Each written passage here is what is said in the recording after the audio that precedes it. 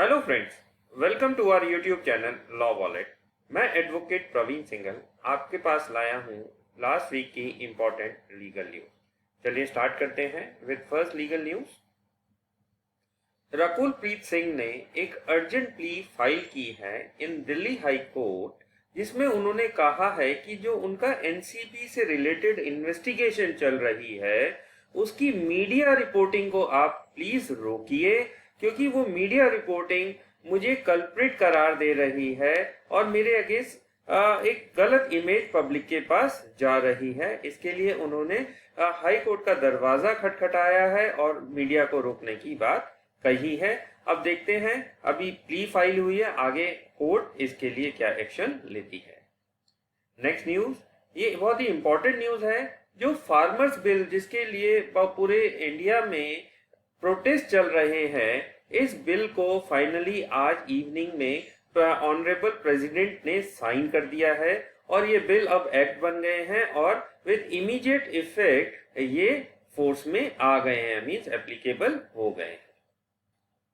अब बात करते हैं सुदर्शन न्यूज की, जिसमें उनके हल्ला बोल प्रोग्राम को ऑनरेबल सुप्रीम कोर्ट ने इसके प्रसारण पर टेलीकास्ट पर 15 सितंबर को रोक लगा दी थी और अब इसके लिए सुदर्शन न्यूज ने एक एफिडेविट फाइल किया है जिसमें उन्होंने कहा है कि वो जितने भी प्रोग्रामिंग कोड हैं जो मिनिस्ट्री ऑफ इंफॉर्मेशन ब्रॉडकास्टिंग के हैं उनको अवॉइड करेगी, उनको फॉलो करेगी।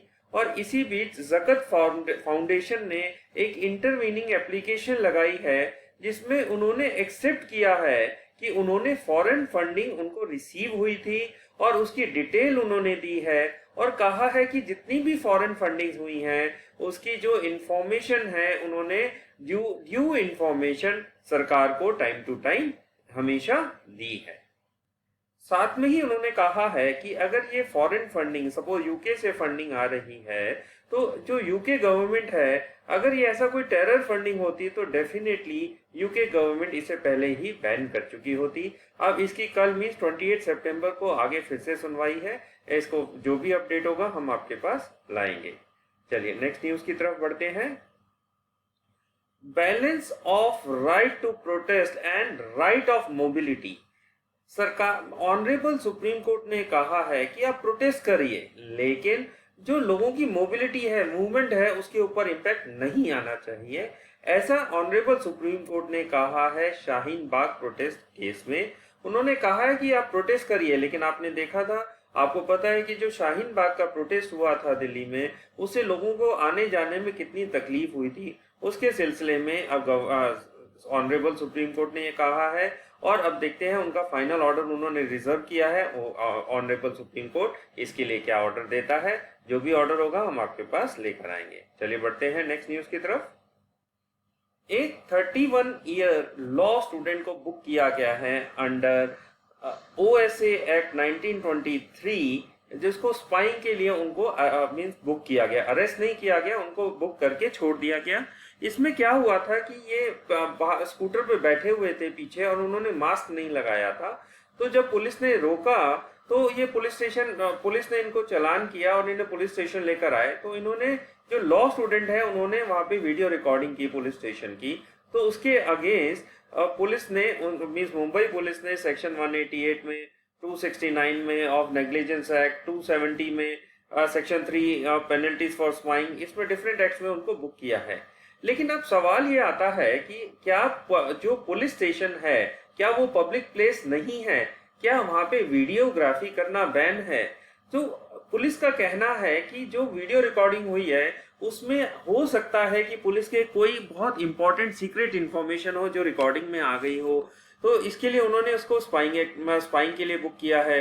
लेकिन अब बड़ा सवाल आता है, क्या पुलिस स्टेशन में इस तरह से वीडियोग्राफी करना क्या बैन है? क्या एक पुलिस स्टेशन पब्लिक प्लेस नहीं होता है? देखते हैं इसकी आगे क्या रिजल्ट्स आते हैं। चलिए नेक्स्ट न्यूज की तरफ बढ़ते हैं। फ्लाइट टिकट्स जो कि लॉकडाउन के पीरियड में बुक हुई थी और जो फ्लाइट्स चलनी थी ड्यूरिंग द लॉकडाउन पीरियड, जो कैंसिल हुई हैं, उसके अगेंस्ट जो ट्रैवलर्स है क्या उनको रिफंड मिलेगा? तो इसके लिए ऑनरेबल सुप्रीम कोर्ट ने अपना ऑर्डर रिजर्व किया है और उम्मीद कर रहे हैं कि ये जल्दी ऑर्डर आ जाएगा।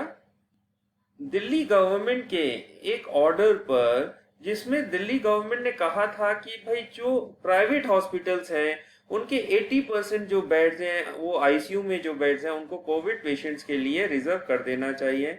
इस ऑर्डर को सिंगल बेंच जज ऑफ दिल्ली हाई कोर्ट ने कैंसिल कर दिया था। अब दिल्ली गवर्नमेंट इसके अगेंस्ट एक डिवीजन बेंच के पास अपील में गई है और देखते हैं इसका आगे क्या रिजल्ट आता है। नेक्स्ट न्यूज की तरफ। अगर सपोज एक पर्सन ड्राइव कर रहा है और उसके पास लाइसेंस नहीं है और गॉड फॉरबिड उसका एक्सीडेंट हो जाता है, तो क्या इंश्योरेंस कंपनी को क्लेम देना जरूरी है? तो ऑनरेबल सुप्रीम कोर्ट ने कहा है जी नहीं। इस केस में राजेंद्र वर्सेस वेलीराम में जो पर्सन था, जो ड्राइव कर रहा था, उसका जो ड्राइविंग लाइसेंस है वो 3 साल पहले एक्सपायर कर चुका था। तो अब उसके पास वैलिड ड्राइविंग लाइसेंस नहीं था, इसलिए इंश्योरेंस कंपनी ने उसे इंश्योरेंस देने से मना कर दिया। तो ऑनरेबल सुप्रीम कोर्ट ने भी कहा कि हाँ, अगर लाइसेंस नहीं है तो इंश्योरेंस कंपनी के लिए जरूरी नहीं है कि वो इंश्योरेंस क्लेम दे। लेकिन यहाँ पर इंश्योरेंस कंपनी को साथ में एक और बात कही है कोर्ट ने कि तो ऐसा जरूरी नहीं है कि अगर जो इंश्योरर है और जो इंश्योर्ड है, सपोज इंश्योर्ड के पास लाइसेंस नहीं है, तो हमेशा ही इंश्योरेंस कंपनी उसको क्लेम नहीं देगी। अब इस पर्टिकुलर केस में क्योंकि जो लाइसेंस एक्सपायर हुए बहुत ज्यादा टाइम हो गया था, 3 साल हो गए थे, इसलिए सुप्रीम कोर्ट ने कहा कि आपको इस केस में कंपनसेशन नहीं मिलेगा। ये एक बहुत ही इंटरेस्टिंग केस है, कपिल गुप्ता वर्सेस स्टेट। इस केस में कपिल गुप्ता ने कहा कि भाई मेरे लिए ये एक हनी ट्रैप था। मीन्स एक गर्ल आती है, एक लड़की आती है और उसको कहती है कि आप मीन्स मेरे घर पर आइए, और उनके बीच में रिलेशनशिप बन जाते हैं।